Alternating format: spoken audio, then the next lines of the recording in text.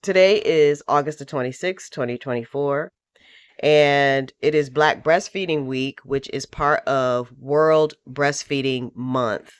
World Breastfeeding Month has their Breastfeeding Week, the 1st through the 7th, I believe.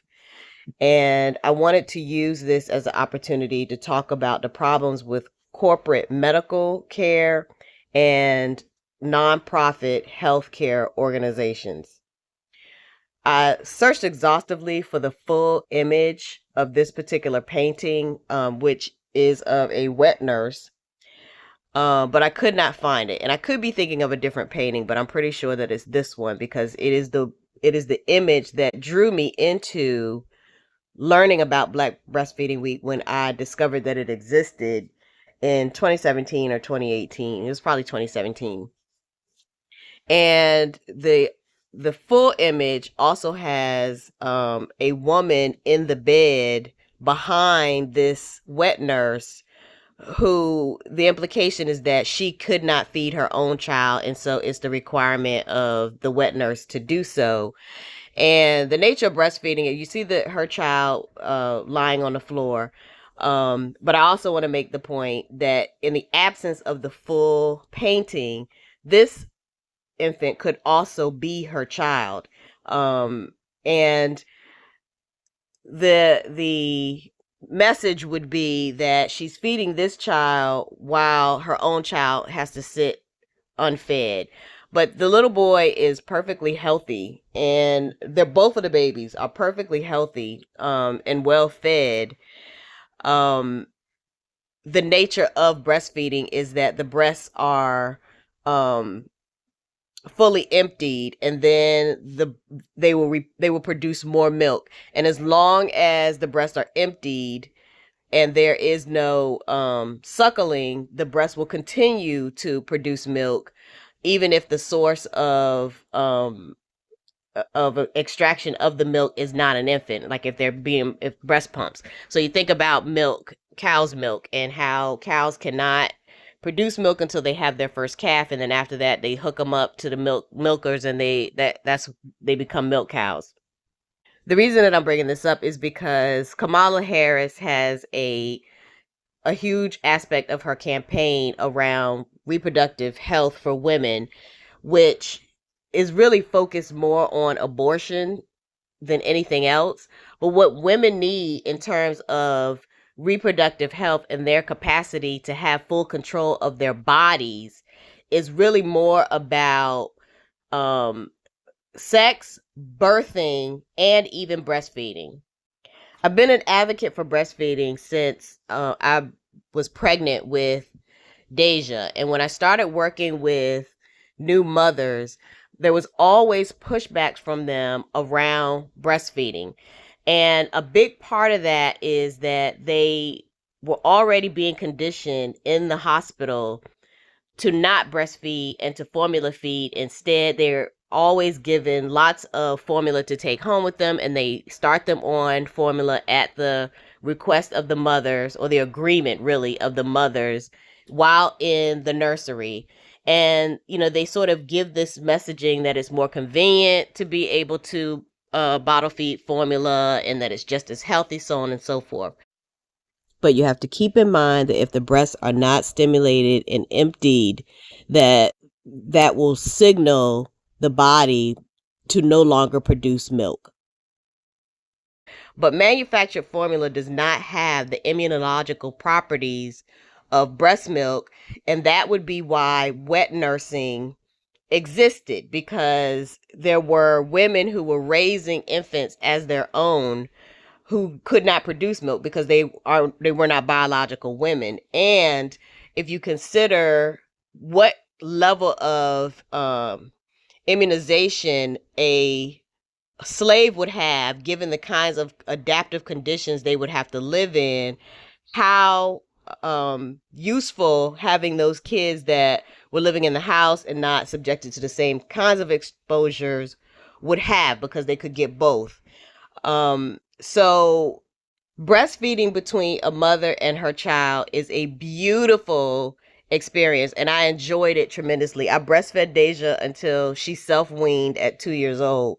And I also breastfed the twins for 6 months, and it was really a struggle because of the conditions that I was enduring at that time, and I really was not producing enough milk for both of them for their appetites, and I wasn't sleeping because neither of them would sleep at the same time. And so for me it was a decision about what would best facilitate our bonding and our relationship, because I did not want to have to deal with the frustration around everything else I was dealing with and not being able to feed them enough. And so I decided to stop at 6 months, just for the benefit of our relationship.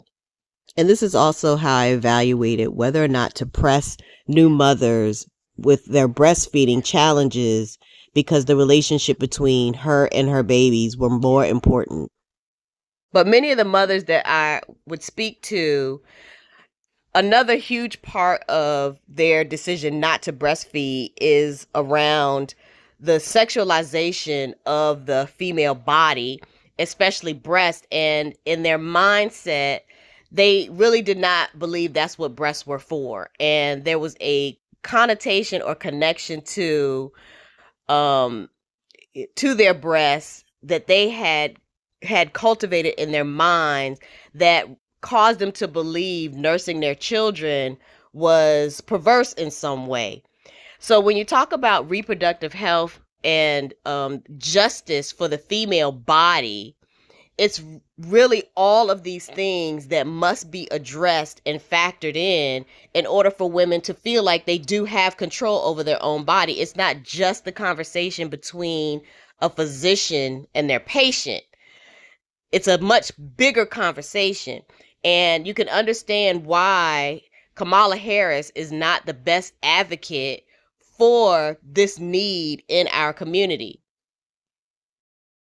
This is Kimberly Seals Allers, and she is one of the 3 founders of Black Breastfeeding Week. And I'm choosing to focus on her because she is the most published and publicly visible person for this movement that they created. The reason that I want to focus on Black Breastfeeding Week as an initiative is because all 3 of them are connected through their organization with the Kellogg Foundation. And this brings me to why it's important for people to look at nonprofit organizations that they want to support, especially who is providing the funding for their initiative and their activities. Because as I've taught you and talked about numerous times, grant funders have the capacity to shape the way services are delivered and can even control how messaging is marketed to bring the awareness that these organizations say that they want to bring. One of the biggest challenges that I faced as a unashamed breastfeeding mother was breastfeeding in public. And it was such an issue that it became a whole campaign for me. And I myself had printed on them cards that said, "Thank you for breastfeeding in public. You give other mothers permission." And whenever I would see mothers breastfeeding in public, I would give it to them because I wanted them to understand how important it was to begin to change the narrative around mothers and their bodies. And the only way to do that is for people to be able to see other mothers actually nursing. This was also an issue when I joined the church. There was a breastfeeding mother who we were in a meeting one day, and she instinctively got up and went to the bathroom. And when she came back, I said, "Why did you do that?" And she said, "Because, it's just decency." And I said, there is no person who likes eating in the bathroom.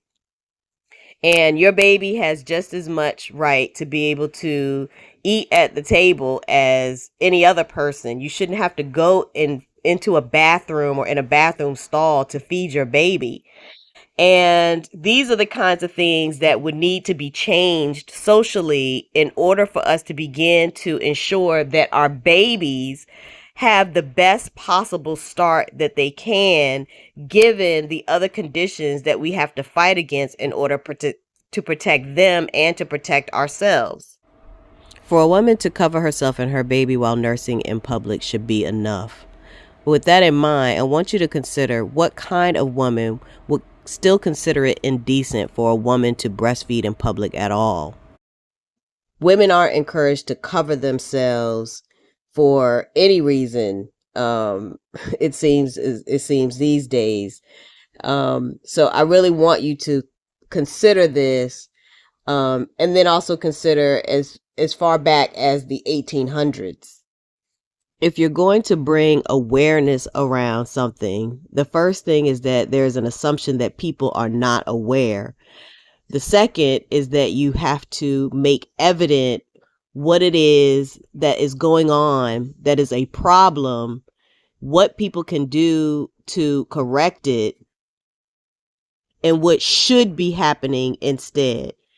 So if the campaign is to bring awareness around breastfeeding and the importance of breastfeeding, then you have to make people aware of why people do not breastfeed and what causes may be contributing to their decision not to do so. Kellogg is a multinational food manufacturing company.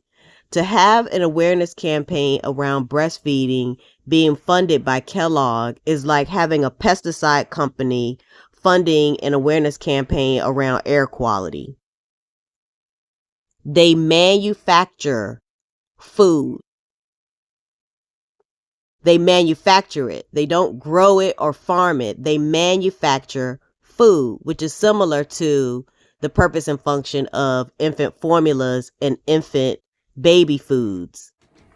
A review of the history of the Kellogg's will show that they were Seventh-day Adventists who were focused on health reform.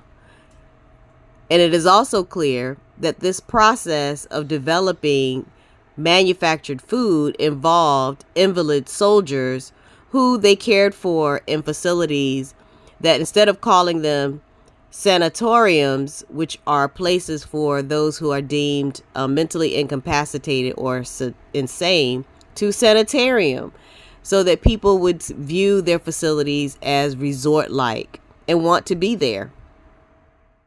It would be perfectly rational to assume that if people who are running awareness campaigns are not focused on bringing awareness to not only the problem, but the causes and the people who are responsible, then they are not focused on changing the outcomes for the people who are impacted the most. What is the goal? How do we get there? Step 1 is removing all barriers. I'll leave you with that as I begin my Monday. I hope that you have an informative breastfeeding awareness week.